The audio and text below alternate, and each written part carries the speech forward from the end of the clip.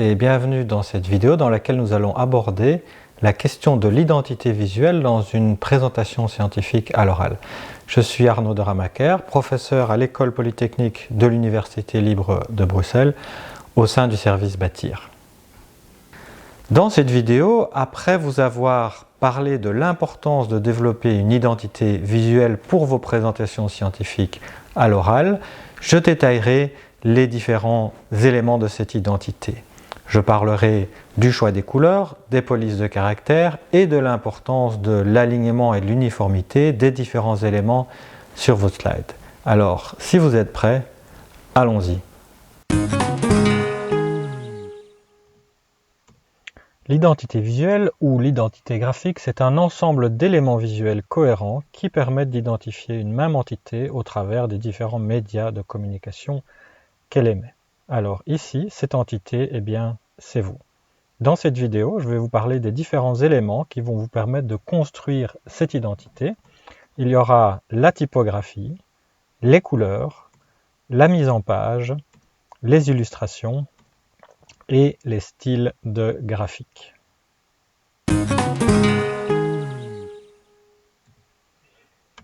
Alors les choix visuels, ce sont un petit peu comme les accents, ils nécessitent un temps d'adaptation. Je vous conseille donc de veiller à la simplicité de votre langage visuel et à l'uniformité des éléments que vous utilisez.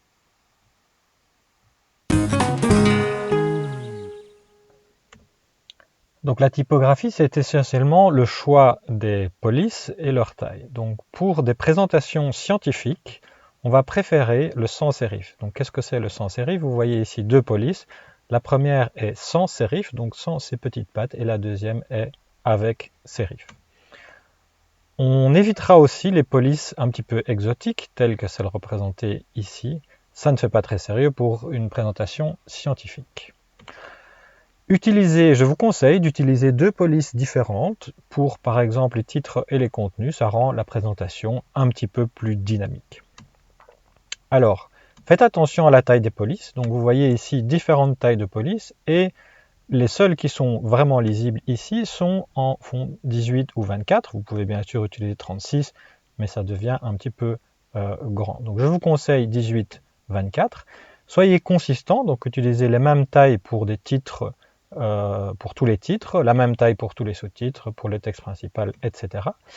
Assurez-vous que ce soit toujours lisible et ajustez aussi les polices de caractère dans les éléments graphiques et les illustrations. Donc ici, c'est un exemple d'un graphique d'un sinus où vous voyez que c'est bien trop petit pour lire par rapport à la taille de police moyenne 18-24. Et ici, on a augmenté la taille et ça devient beaucoup plus lisible.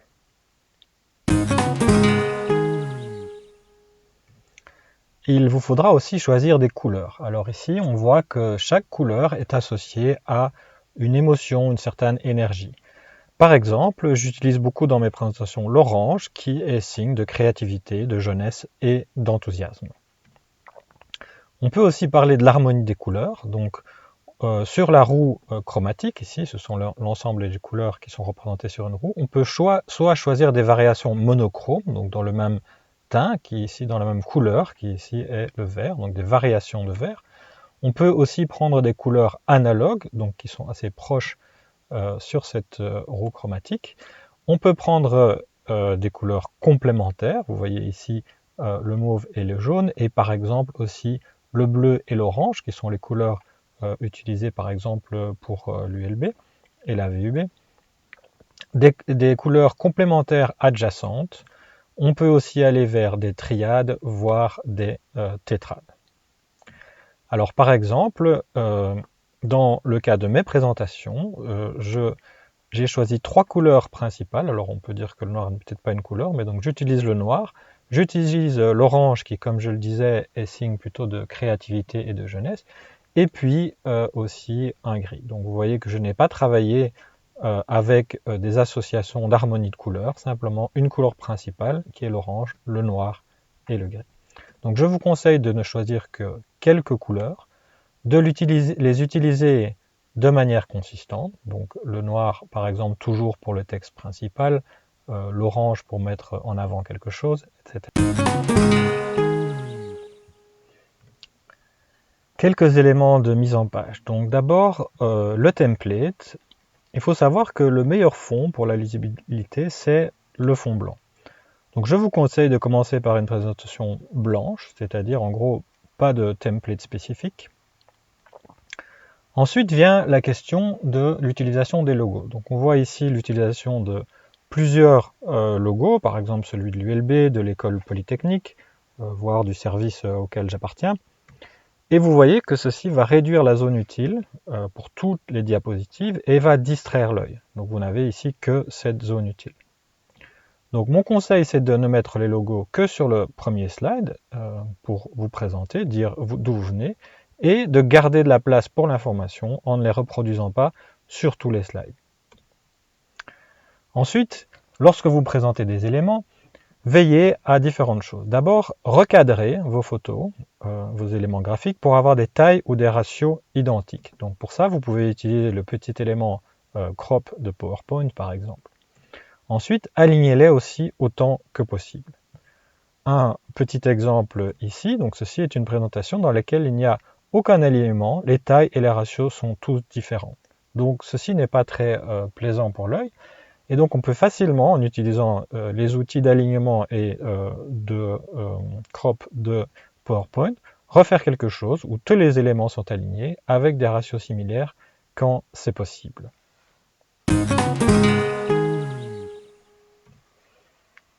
Encadrer, cela sert à mettre en évidence. Donc encadrez tout ce que vous voulez mettre en évidence, gardez une cohérence dans la couleur et l'épaisseur du trait de vos cadres. Et n'encadrez pas trop d'éléments sur un slide, puisque si vous encadrez trop de choses, vous mettez trop de choses en avant, donc vous ne mettez finalement rien en avant. Donc exemple, ici vous avez un système masse-ressort, donc l'oscillateur a 1 degré de liberté avec son équation, et j'ai décidé de présenter la résolution en harmonique, donc la force est harmonique, la réponse est harmonique. Je fais le développement et j'arrive à un résultat qui est celui qui est important, et donc je vais encadrer ce résultat. Pour finir, je vais vous présenter un exemple d'identité visuelle, donc qui est la mienne. Donc, comme je vous l'ai déjà dit, j'utilise 3 couleurs, le noir, l'orange et le gris. Pour les polices, j'ai pour les titres de l'Oswald Regular, et donc en fonction de si le titre est pour une page principale, je vais utiliser 48, une taille 48 avec en majuscule. Pour une section, je vais utiliser des minuscules avec une majuscule pour la première lettre en 40 points, en taille 40, et pour le titre d'un slide en 32 points. Pour le texte de la diapositive, je vais utiliser une police différente. Il s'agit du didacte gothique et je vais l'utiliser essentiellement en 24 points, en taille 24. Je vous ai préparé quelques exemples pratiques de ce qu'il faut faire et ne pas faire en termes d'identité visuelle et vous les trouverez dans un PDF qui est adjoint à cette vidéo. Quand vous invitez des amis à la maison, vous ne laissez pas l'endroit en grand désordre. Quand j'ai préparé ce plan caméra, j'ai fait attention à l'environnement. Il en est de même pour vos présentations. Veillez à votre environnement, préparez une identité claire et attrayante pour tous. Bien sûr, cela demande du temps et de la rigueur, mais ça en vaut vraiment la peine. Prenez donc le temps de réfléchir pour établir votre identité visuelle. Lorsque vous serez prêt, nous pourrons passer au premier élément de la présentation qui est introduire un contexte.